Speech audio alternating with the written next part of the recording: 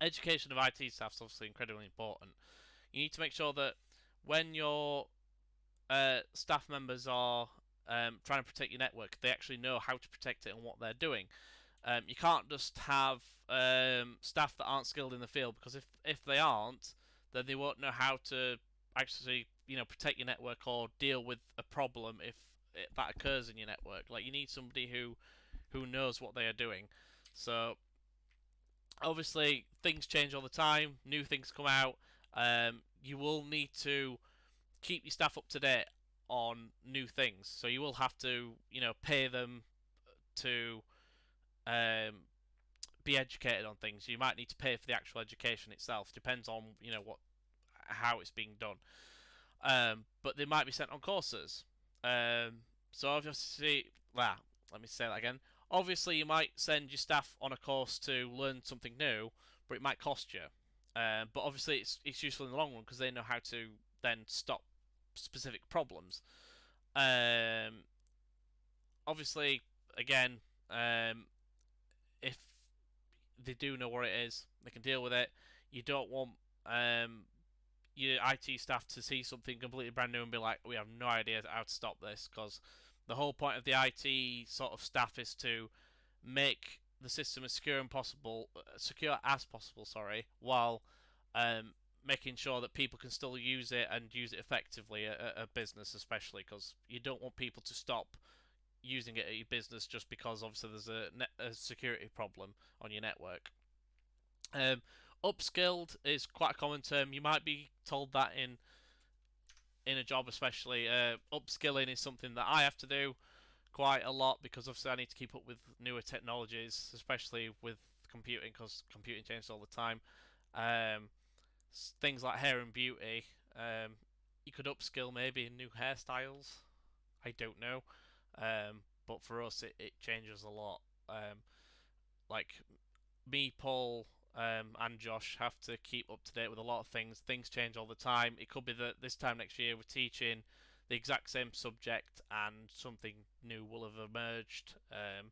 Always happens. So I can't stress how important it is for educating your staff for a business, especially when you're talking about stopping network risks. Like, there's all sorts of new network risks all the time. So um, that's what you essentially need to talk about for this section. Um, but how often do they need to be upskilled? Because it could be that you send them every week to do something. It could be that you do it every month. Potentially, you could do it every day. It depends on what do you need them to do. Like, what do you need them to learn? Like, and how much money slash resources can you spend on them being educated? So this is something you need to sort of talk about when you're talking about education of IT staff. Like, what do they need to be updated on, and how often do they need to be updated on stuff like this? What about the staff, educating themselves, or other staff like non-IT staff? Because you need to keep your non-IT staff up to date as well. Like, technically speaking, I'm a computing teacher. I'm not part of the IT support staff, clearly. Um, but it might be that they will know more things than I do, and they might put out training courses for me and the other teachers in the college, saying, this is what a phishing scam is, and this is how you protect against it. So people know not to open emails and accept £1 million bribes from people from abroad. Because some people do still genuinely believe that's the thing. They click on it thinking, "Oh, this looks legitimate." Obviously, we know better, but that's because we're computing students slash staff. We obviously know that stuff, but your average person might not. So that's something you need to talk about when you're talking about education of staff, because it might be that they might not know something for your entire college, not just your IT staff. It might, sorry, not college, your business. I keep saying college because I'm used to the college. But for your entire business, it might be that your IT staff and your regular staff need to know about this stuff as well, which means you might need to train your entire workforce.